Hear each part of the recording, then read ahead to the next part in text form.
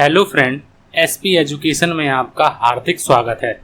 आज की क्लास में हम लोग बात करने वाले हैं झारखंड पीजीटी टीजीटी के बारे में। और जो मैंने क्लासें आप लोगों को बताई हुई हैं कि मैं आप लोगों को यहाँ पर जो क्लासें कराने वाला हूँ वो अर्थशास्त्र की क्लास रहने वाली है। इकोनॉमिक्स जिसे कहते हैं, और इकोनॉमिक्स में ये हम लोगों का पार्ट 2 रहने वाला है। पार्ट 1 मैंने आप लोगों को पहले बता दिया है। काफ़ी दिनों बाद मैं क्लास कर रहा हूँ, इसके लिए माफ़ी चाहता हूँ। ठीक है, क्लास नंबर हम लोग 2 करने वाले हैं आज की क्लास में। और करेंगे क्या, तो हम लोग पढ़ेंगे concept of micro and macro economics. ठीक है, जो कॉन्सेप्ट मतलब हम लोगों ने क्लास 1 में अच्छी तरीके से डिटेल में पढ़ा हुआ है। ठीक है, उनको हम लोग उससे आगे की जो चीज़ें हैं उन पर हम लोग ध्यान आकर्षित करने वाले हैं। अगर हम लोग बात करते हैं तो अब आप लोगों को बहुत ही जल्द आप लोगों को आज ही आप लोगों को हो सकता है लिंक मिल जाए झारखंड टेट की जो हम लोग करने वाले हैं। झारखंड टेट 2024 की आप लोग अप्लाई करिए, जो भी मतलब कि बच्चे हैं काफ़ी सालों बाद जो झारखंड टेट हो रहा है। ठीक है, तो उसमें अगर आप लोगों को कोई इन्फॉर्मेशन चाहिए तो वो मैं प्रोवाइड कर दूंगा। वैसे तो बहुत सी यूट्यूब चैनलों ने आप लोगों को प्रोवाइड कर रखा है। मैं आप लोगों को एक बात बताना चाहता हूँ कि झारखंड टेट में हम लोग सोशल स्टडी मतलब कि सामाजिक विज्ञान जो सामाजिक अध्ययन है, सामाजिक अध्ययन की बात करें हम लोग इसको करने वाले हैं। और यहाँ पर जो है 60 नंबर या 70 नंबर की जितनी भी मतलब सामाजिक अध्ययन की बात करेंगे तो उसकी हम लोग उस पोर्शन को अपलोड करने वाले हैं। क्योंकि कॉमर्स के जो स्टूडेंट हैं उनको सामाजिक अध्ययन मतलब कि वो सोशल साइंस में आते हैं, तो सोशल साइंस को हम लोगों को पढ़ना है। सोशल साइंस में हम लोगों को इतिहास पढ़ना होगा। ठीक है, इतिहास के बाद हम लोगों को भूगोल, ठीक है, भूगोल पढ़ना होगा। तो ऐसी कई चीज़ें हैं जो हम लोगों को यहाँ पर इस सोशल स्टडी में करनी होगी। तो वो भी मैं आप लोगों को क्लासें बहुत ही जल्द लेकर आने वाला हूँ। वैसे तो मैं लेकर आया भी हूँ, 2 क्लासें हो चुकी हैं उसमें, लेकिन एमसीक्यू टाइप में क्लासें हुई थी। बच्चों ने कहा है कि डिटेल कराइए फिर उसके बाद सर एमसीक्यू कराइए, तो वो भी मैं उसको भी ध्यान में रखते हुए आप लोगों को बताना मतलब कि बहुत ही जल्द आप लोगों को उसमें भी क्लासें मिलने वाली हैं। तो आज की क्लास में बिना समय गवाए क्लास को स्टार्ट करते हैं। जो भी इन्फॉर्मेशन आप लोगों को चाहिए तो आप लोग कमेंट कर सकते हैं।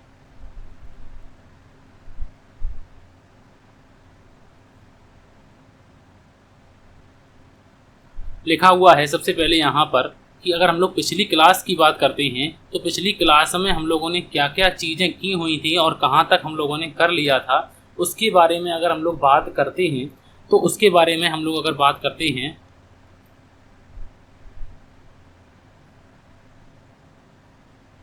तो पिछली क्लास में मैंने आप लोगों को इकोनॉमिक्स का सिलेबस बताया था अच्छी तरीके से आप लोगों को पार्ट 1 और पार्ट 2 में। फिर उसके बाद मैंने आप लोगों को सिलेबस के बाद हम लोग यहाँ पर concept of micro and macro economics जो कॉन्सेप्ट है उसको मैंने कहा था कि ये 3 क्लासें या 4 क्लासों में हो सकता है ये पोर्शन जो है वो चला जाए। लगभग में आप लोगों का एमसीक्यू टाइप में अगर हम लोग बात करते हैं तो 3 क्लासों में आप लोगों का ये जाएगा। तो इसीलिए ये पार्ट 2 रहने वाला है। पार्ट 1 में हम लोगों ने आर्थिक क्रिया के बारे में जाना था। मैंने स्टार्टिंग की थी आर्थिक क्रिया से, आर्थिक क्रिया के प्रकार जाने थे।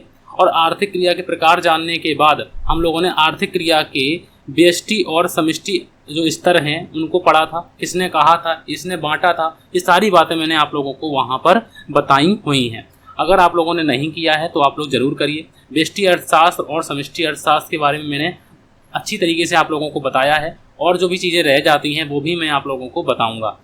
अर्थशास्त्र की विषय सामग्री क्या क्या है और किसने मतलब कि जो परिभाषाएं उनको कितने भागों में बांटा है, तो 4 भागों में बांटा है, ये बात याद रखनी है। 4 भागों के बाद धन संबंधी विचारधारा दी थी, कल्याण संबंधी विचारधारा दी थी और दुर्लभता संबंधी विचारधारा दी थी। तो ये बातें हम लोगों ने कर ली हैं और दुर्लभता संबंधी विचारधारा करी थी। और उसके सभी ये देखिए कि मैंने सामाजिक अध्ययन जो है क्लासें शुरू की हुई हैं, तो अगर आप लोगों ने नहीं देखी हैं तो इनको ज़रूर देखिए। और जो भी भाई बंधु हैं आप लोगों के जो तैयारी कर रहे हैं उनको भी आप लोग बताइए, हम लोग अच्छी तरीके से करने वाले हैं। यहाँ पर तो मैंने एमसीक्यू टाइप में बताया था, लेकिन अब मैं आप लोगों को पहले डिटेल कराऊंगा उसकी लिख कर आराम से, और उसके बाद उनके एमसीक्यू करूँगा। कोई भी क्वेश्चन मतलब ऐसा जो नहीं होगा जो आप लोगों मतलब कि हम लोगों से बच के निकल जाएगा। ठीक है, कोशिश करेंगे कि पूरा का पूरा सिलेबस आप लोगों को अच्छी तरीके से पूरा फ्री ऑफ कॉस्ट यहाँ पर प्रोवाइड किया जाए। तो चलिए हम लोग अपनी क्लास आज की क्लास को आगे बढ़ाते हैं। और आगे बढ़ाने में हम लोगों को लिखा हुआ है सबसे पहले कि अर्थशास्त्र की विषय सामग्री में हम लोगों ने ये चौथी विचारधारा है। तो ये विचारधारा क्या है कि विकास केंद्रित विचारधारा। अब विकास केंद्रित विचारधारा में क्या कहा है कि ग्रोथ कॉन्सेप्ट। अब सबसे पहली बात आती है कि ग्रोथ कॉन्सेप्ट किसने दिया था, तो ये बात आती है कि आधुनिक अर्थशास्त्रियों ने विकास केंद्रित क्रियाओं को अर्थशास्त्र की विषय सामग्री में सम्मिलित किया है सैमुअल्सन के अनुसार। तो याद रखिए कि विकास केंद्रित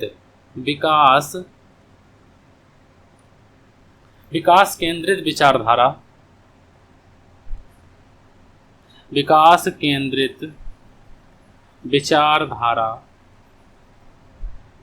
केंद्रित विचारधारा किसने दी थी, तो विकास केंद्रित जो विचारधारा की बात अगर करते हैं तो ये बात किसने कही थी, तो ये बात किसने दी थी, या फिर तो ये बात दी थी सैमुअल्सन साहब ने। किसने दी थी, सैमुअल्सन ने, ठीक है, सैमुअल्सन ने। सैमुअल्सन के अनुसार अर्थशास्त्र की विषय सामग्री में सीमित साधनों के वितरण, सीमित साधन क्योंकि साधन सीमित होते हैं, एवं आर्थिक विकास दोनों पहलुओं को इसमें सम्मिलित किया गया है।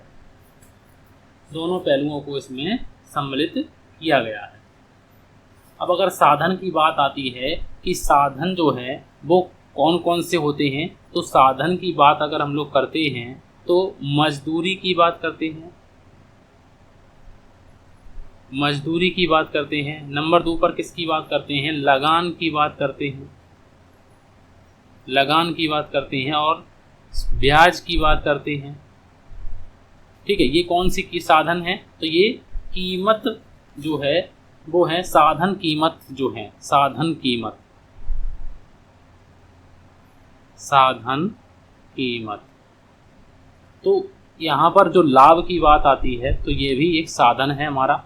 तो यहाँ पर जो विचारधारा दी थी, बस सिर्फ आप लोगों को इतना याद रखना है कि विकास केंद्रित विचारधारा किसने दी थी, अर्थशास्त्र की विषय सामग्री को कितने भागों में बांटा गया है, तो अर्थशास्त्र की विषय सामग्री को 4 वर्गों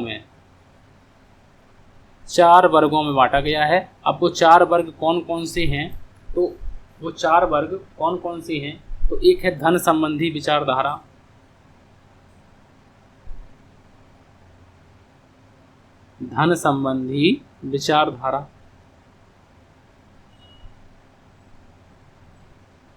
एक है हम लोगों की कल्याण संबंधी विचारधारा,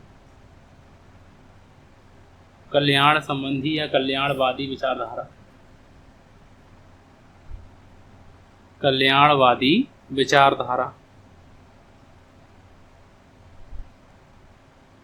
एक है हम लोगों की दुर्लभतावादी विचारधारा, दुर्लभता संबंधी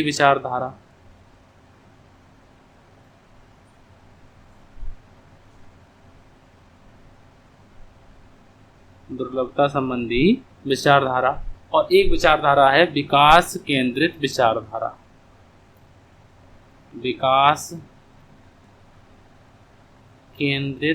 विचारधारा। ये मैं बार बार इसलिए आप लोगों को लिखकर बता रहा हूँ कि इससे याद हो जाए। धन संबंधी विचारधारा किसने दी थी, तो धन संबंधी विचारधारा दी थी एडम स्मिथ ने। ठीक है, एडम स्मिथ साहब हैं, और अगर हम लोग बात करते हैं बाकर साहब हैं। ठीक है, और कल्याणवादी विचारधारा किसने दी थी, तो ये दी थी मार्शल ने। दुर्लभतावादी विचारधारा किसने दी थी, तो ये दी थी रॉबिन्स ने। और ये दी थी विकास केंद्रित विचारधारा किसने दी थी, तो ये तो अभी हम लोगों ने पढ़ा है सैमुअल्सन साहब ने, ठीक है, सैमुअल्सन ने दी थी, और ये दी थी एडम स्मिथ और उनके सहयोगियों ने। ठीक है, तो ये बातें ज़्यादातर MCQ में यही बातें पूछी जाती हैं। ठीक है, तो वो बातें मैंने आप लोगों को बताई हैं। अगर हम लोग अब बात करते हैं आगे, और आगे लिखा हुआ है यहाँ पर कि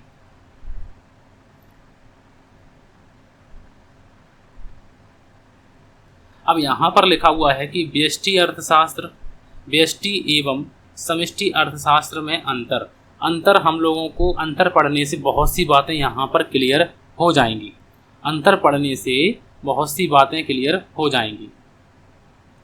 अब यहाँ पर पहला अंतर क्या है व्यष्टि अर्थशास्त्र में, कि व्यष्टि अर्थशास्त्र में व्यक्तिगत स्तर पर आर्थिक समस्या का अध्ययन किया जाता है। ये बात मैंने पहले ही बताई हुई है कि व्यष्टि अर्थशास्त्र का क्षेत्र सीमित होता है।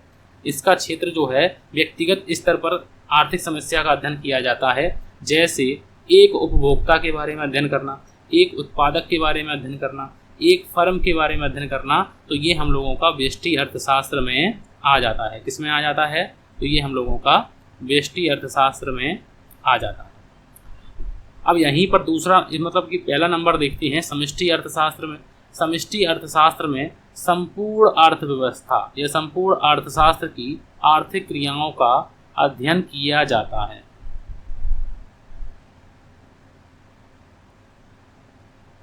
तो यहाँ पर का अध्ययन किया जाता है, जैसे राष्ट्रीय आय, संपूर्ण में राष्ट्रीय आय की, अगर एक व्यक्ति की आय की बात करते हैं या एक उपभोक्ता की आय की बात करते हैं तो वो व्यष्टि अर्थशास्त्र में आ जाएगी। लेकिन अगर संपूर्ण भारत में राष्ट्रीय आय की बात करते हैं तो उसे नेशनल इनकम कहते हैं। इसे क्या कहेंगे? नेशनल इनकम कहेंगे। तो इसको हम लोग अगर चर्चा करेंगे तो ये किस में करेंगे? तो ये करेंगे समष्टि अर्थशास्त्र में। किस में करेंगे? तो ये करेंगे समष्टि अर्थशास्त्र में।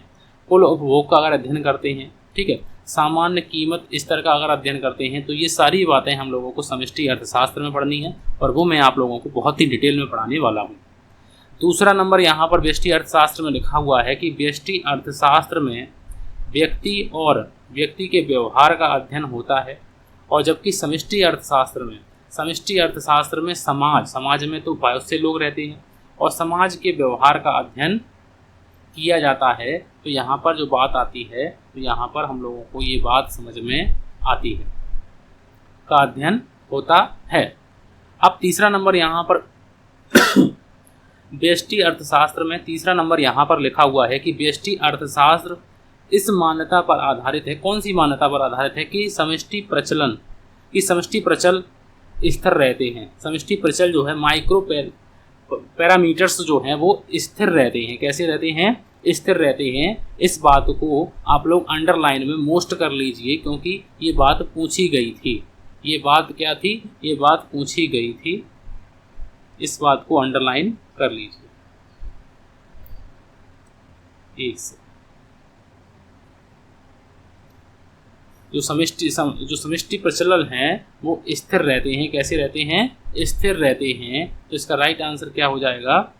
तो इसका राइट आंसर हम लोगों को तो हम लोग MCQ तो पढ़ नहीं रहे हैं, तो मतलब ये बात आप लोगों को समझ में आ गई। अब तीसरा नंबर यहाँ पर ये क्या लिखा हुआ है कि समष्टि अर्थशास्त्र में जो व्यष्टि प्रचालों हैं, जो पैरामीटर्स हैं, वो स्थिर मान लेता है। कैसा मान लेता है? स्थिर मान लेता है, या फिर यहाँ पर स्थिर रहते हैं और यहाँ पर स्थिर मान लेता है। कैसा मान लेता है? स्थिर मान लेता है। अब यहाँ पर लिखा हुआ है चौथे नंबर पर कि व्यष्टि अर्थशास्त्र में एक वस्तु की कीमत के निर्धारण का अध्ययन होता है। मैंने बताया है कि एक उपभोक्ता, एक वस्तु, एक उत्पादक, एक फर्म का अध्ययन करेंगे तो वो व्यष्टि अर्थशास्त्र में करेंगे, माइक्रो इकोनॉमिक्स में करेंगे। और अगर हम संपूर्ण क्षेत्र का अध्ययन करें, संपूर्ण अर्थशास्त्र की आर्थिक इकाइयों का अगर अध्ययन करते हैं तो वो समष्टि अर्थशास्त्र में करते हैं। तो यहाँ पर जो है समझ में आ रहा होगा आप लोगों को। चौथे नंबर में लिखा हुआ है कि समष्टि अर्थशास्त्र में सामान्य कीमत स्तर का अध्ययन होता है। सामान्य कीमत स्तर का मतलब कि वहाँ पर एक वस्तु की कीमत का अध्ययन करते हैं और यहाँ पर सामान्य कीमत स्तर का अध्ययन करते हैं। तो इस बात को भी याद रखिएगा। पांचवा नंबर जो लिखा हुआ है कि व्यष्टि आर्थिक समस्याओं के निदान में कीमत संयंत्र अर्थात मांग और पूर्ति बलों की क्रिया निर्णायक होती है। कैसी होती है? बलों की जो पूर्ति बलों की क्रिया निर्णायक होती है। अब यहाँ पर जो पांचवा नंबर लिखा हुआ है कि समष्टि आर्थिक समस्याओं जैसे रोजगार, गरीबी, स्फीति आदि के समाधान में सरकारी भूमिका निर्णायक होती है। तो सरकारी भूमिका यहाँ पर कैसी होती है? समष्टि अर्थशास्त्र में रोजगार है, गरीबी है, तो इन सब का अध्ययन करते हैं, इसलिए यहाँ पर सरकारी जो आदि के समाधान में सरकारी भूमिका निर्णायक होती है समष्टि अर्थशास्त्र में। और यहाँ पर जो है एक वस्तु की बात करते हैं, कीमत संयंत्र की बात करते हैं, मांग और पूर्ति बलों की क्रिया निर्णायक होती है। और लास्ट नंबर पे यहाँ पर लिखा हुआ है कि व्यष्टि अर्थशास्त्र को कीमत सिद्धांत के नाम से भी जाना जाता है। तो यहाँ पर इसके अपोजिट नाम पूछे गए हैं और दूसरे नाम पूछे गए हैं। तो इस बात को याद रखिएगा, ठीक है। और यहाँ पर जो है लिखा हुआ है कि 6 नंबर में यहाँ पर लिखा हुआ है कि समष्टि अर्थशास्त्र को आय एवं रोजगार सिद्धांत द्वारा भी जाना जाता है। तो ये बातें जो इनके अपोजिट दूसरे नाम हैं, इनको जरूर आप लोगों को याद रखना है, क्योंकि यहाँ से क्वेश्चन पूछे गए हैं, ठीक है। तो ये जो मैंने बताया हुआ है, एक एक बात आप लोगों को बताई है। तो अगर इसमें कोई भी अगर डाउट है आप लोगों को तो बताइए आप लोग, मैं आप लोगों को एक एक करके बिल्कुल सॉल्व कर दूंगा, कोई दिक्कत नहीं है। व्यष्टि और समष्टि अर्थशास्त्र में हम लोगों को अंतर समझ में आई कि व्यष्टि अर्थशास्त्र में व्यक्तिगत इकाइयों का अध्ययन करते हैं और समष्टि अर्थशास्त्र में संपूर्ण अर्थशास्त्र की आर्थिक इकाइयों का अध्ययन करते हैं। व्यष्टि अर्थशास्त्र में व्यक्ति और व्यक्ति के व्यवहार का अध्ययन करते हैं और समष्टि अर्थशास्त्र में समाज और समाज के व्यवहार का अध्ययन करते हैं। व्यष्टि अर्थशास्त्र में जो पैरामीटर्स होते हैं वो स्थिर रहते हैं और समष्टि अर्थशास्त्र में हम लोग कैसे मान लेते हैं, उनको प्रचालों को स्थिर मान लेते हैं, होते नहीं हैं लेकिन मान लेते हैं। व्यष्टि अर्थशास्त्र में एक वस्तु की कीमत का निर्धारण का अध्ययन करते हैं और समष्टि अर्थशास्त्र में सामान्य कीमत स्तर का अध्ययन होता है। तो ये बातें जो हैं, व्यष्टि अर्थशास्त्र को कीमत सिद्धांत के नाम से भी जाना जाता है और समष्टि अर्थशास्त्र को आय एवं रोजगार सिद्धांत के नाम से भी जाना जाता है, ठीक है। तो यहाँ से जो बातें हैं अगर आप लोगों को नहीं समझ में आती हैं तो आप लोग बताइए, मैं दोबारा से आप लोगों को चर्चा कर सकता हूँ। अब बात आती है नेक्स्ट टॉपिक की, और नेक्स्ट टॉपिक लिखा क्या हुआ है कि यही इसी पार्ट्स में है कि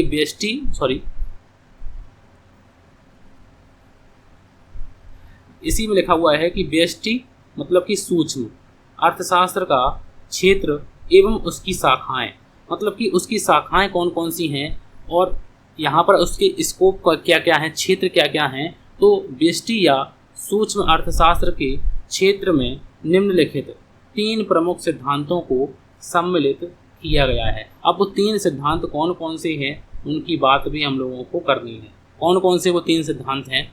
सबसे पहला सिद्धांत जो है वो है वस्तु कीमत निर्धारण सिद्धांत। वस्तु की कीमत को निर्धारण करना, सिंपल सी बात है। कोई भी वस्तु है, अगर कोई भी वस्तु है, मान लो एक बुक ही है, ठीक है, एक बुक ही है, बुक है, ये क्या है, तो ये एक बुक है। अगर बुक भी है तो इसकी कीमत जो है, इसकी कीमत बिल्कुल पता होनी चाहिए। और कीमत कैसे डिसाइड होती है?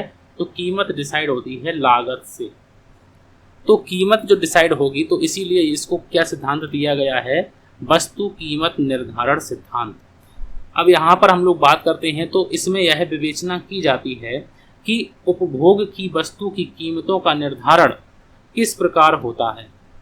मतलब कि जो वस्तुएं हम उपयोग करते हैं, उन वस्तुओं का जो उसकी कीमत है उसका निर्धारण कैसे किया जाता है या कैसे होता है या किस प्रकार से होता है। वस्तु कीमत निर्धारण में मांग पक्ष एवं पूर्ति पक्ष दोनों का समावेश किया जाता है। मतलब कि मांग का मतलब होता है यहाँ पर डिमांड पक्ष भी ध्यान में रखा जाता है कि मतलब डिमांड कैसी है, और ये भी ध्यान में रखा जाता है कि उसकी सप्लाई कैसी है, पूर्ति कैसी है। दोनों पक्षों का इसमें समावेश होता है। वस्तु की कीमत में दोनों, मतलब कि मांग का भी और पूर्ति का भी, मतलब सप्लाई का भी, दोनों का समावेश होता है।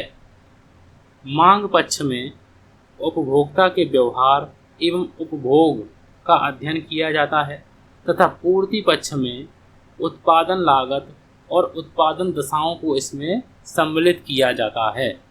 मतलब कि मांग में अगर हम लोग ध्यान से देखें तो मांग कौन करता है? मांग कौन करता है? आप कहेंगे कि मांग जो है वो एक उपभोक्ता करता है। कौन करता है?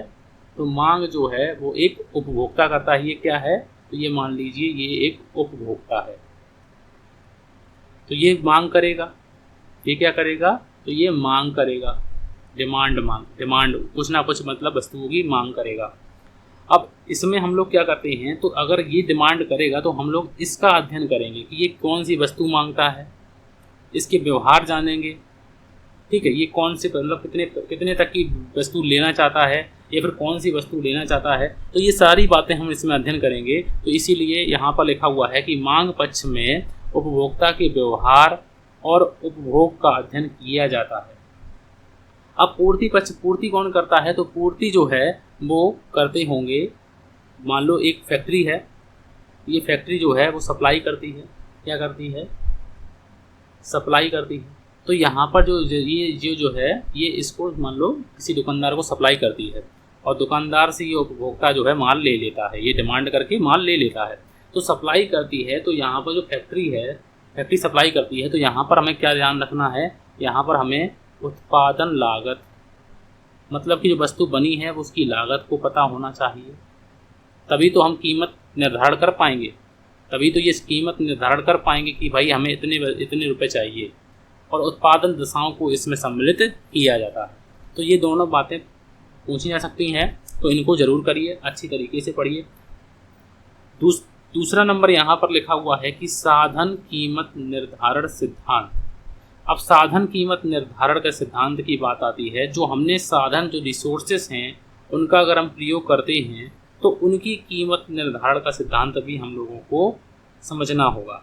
क्या है, यहाँ पर पढ़ते हैं कि इसमें यह विवेचना की जाती है कि वस्तु उत्पादन में प्रयोग की जाने वाले उत्पत्ति साधनों की कीमतें अर्थात इनके पुरस्कारों का निर्धारण किस प्रकार किया जाए। मतलब समझो, मतलब यहाँ पर लिखा हुआ है कि आपने कहा है कि उत्पादन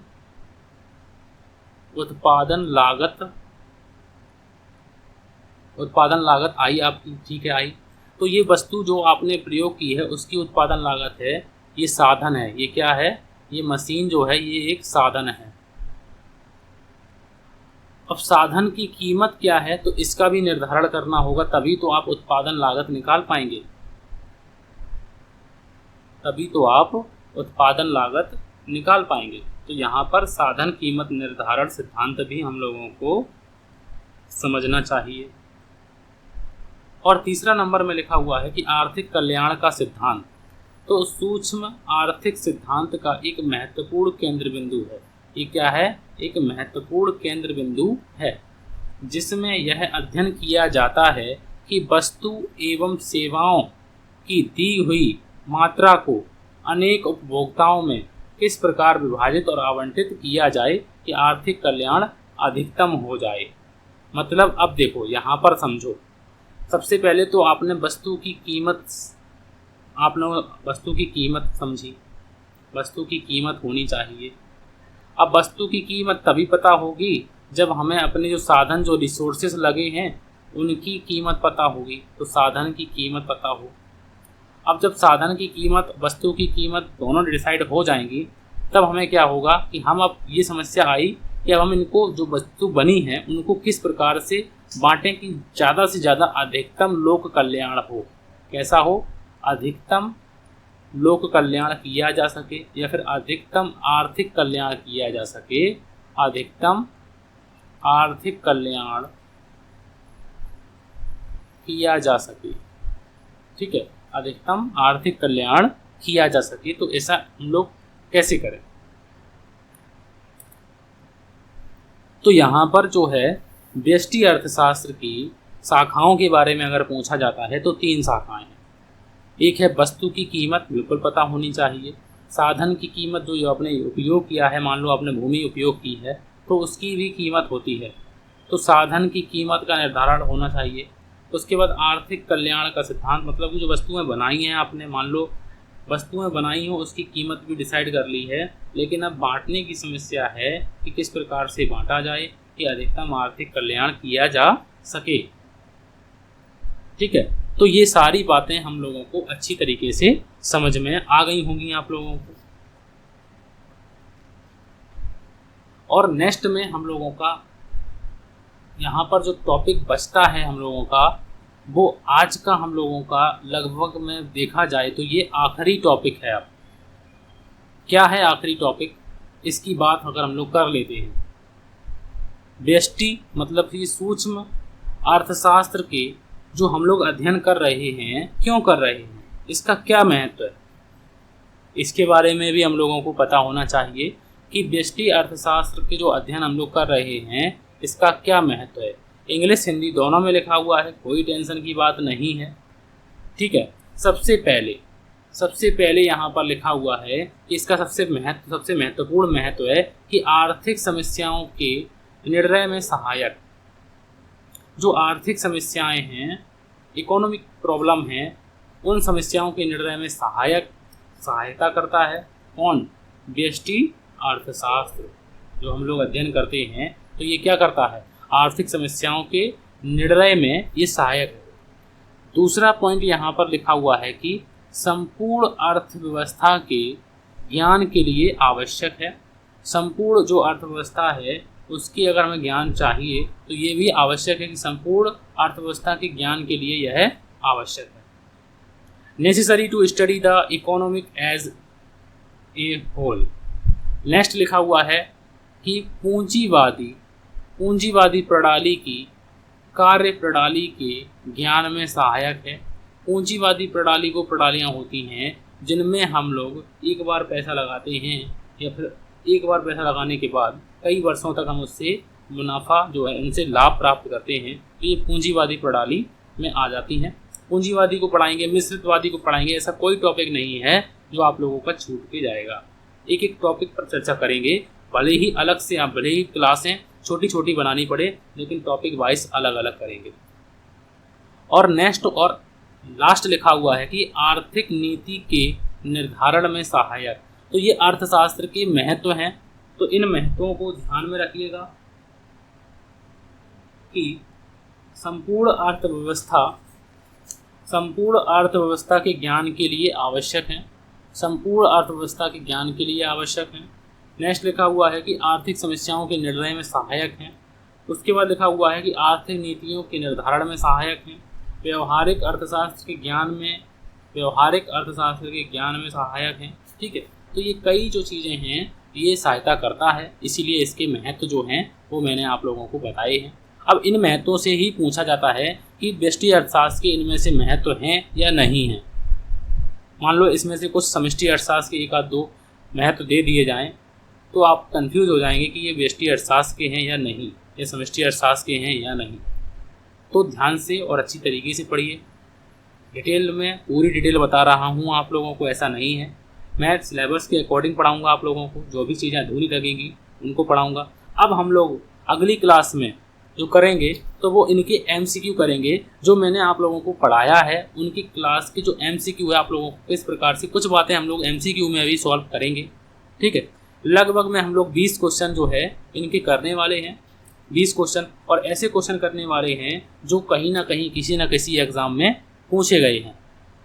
ठीक है, अब हो सकता है कुछ क्वेश्चन कठिन भी हो और हो सकता है कुछ क्वेश्चन सरल भी हो। तो सरल हो या कठिन हो, हमें तो सभी क्वेश्चनों की चर्चा करनी है। तो ये क्लास आप लोग देखिए, क्लास नंबर 1 आप लोग जरूर देखिए ध्यान से। सामाजिक अध्ययन में आप लोग अगर तैयारी करना चाहते हैं तो आप लोग यहाँ पर तैयारी कर सकते हैं। मैं आप लोगों को आज की क्लास में हम लोग पढ़ने वाले हैं वैदिक सभ्यता। क्या पढ़ने वाले हैं? वैदिक सभ्यता। और ऐसा नहीं है कि टॉपिक हम लोग मतलब कि एक एक टॉपिक को ध्यान से और अच्छी तरीके से कवर करेंगे।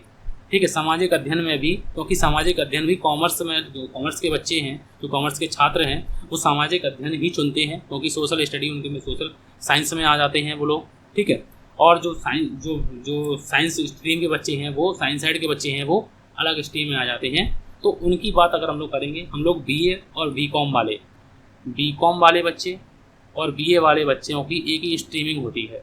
B.Ed में तो एक ही स्ट्रीमिंग होती है, और जो BSc करते हैं बच्चे उनकी स्ट्रीमिंग अलग होती है। ठीक है, तो इस बात को आप लोगों को मालूम होगा, हमें पता है आप लोगों को मालूम होगा, लेकिन फिर भी हम लोग चर्चा करेंगे।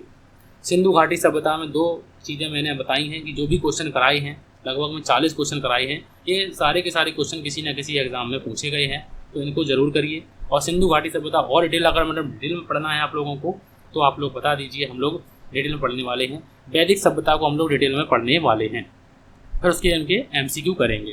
तो आज की क्लास आप लोगों को अगर अच्छी लगती है तो प्लीज़ आप लोग लाइक कर दें। ठीक है, शेयर करें, ज़्यादा से ज़्यादा लोगों को अपने चैनल से जोड़ें, ये आप ही का चैनल है। ठीक है, सपोर्ट करें, प्लीज़ आप लोग ज़रूर सपोर्ट करें। तो आज की क्लास के लिए थैंक यू फॉर वॉचिंग।